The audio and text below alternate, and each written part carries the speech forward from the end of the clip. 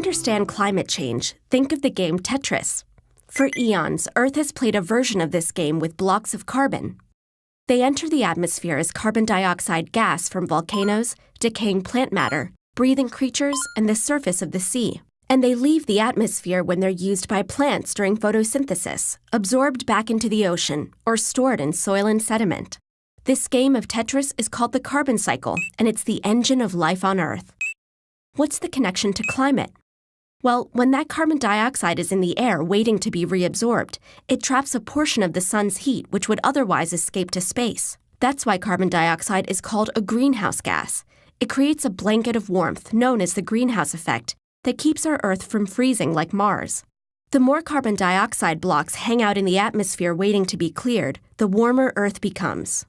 Though the amount of carbon in the atmosphere has varied through ice ages and asteroid impacts, over the past 8,000 years, the stable climate we know took shape, allowing human civilization to thrive. But about 200 years ago, we began digging up that old carbon that had been stored in the soil. These fossil fuels, coal, oil, and natural gas, are made from the buried remains of plants and animals that died long before humans evolved. The energy stored inside them was able to power our factories, cars, and power plants.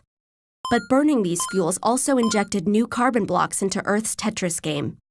At the same time, we cleared forests for agriculture, reducing the Earth's ability to remove the blocks.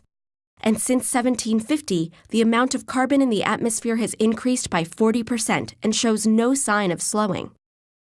Just like in Tetris, the more blocks pile up, the harder it becomes to restore stability.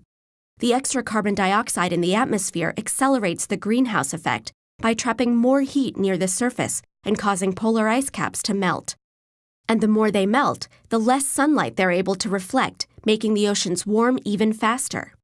Sea levels rise, coastal populations are threatened with flooding, natural ecosystems are disrupted, and the weather becomes more extreme over time.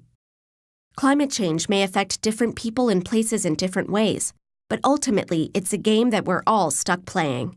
And unlike in Tetris, we won't get a chance to start over and try again.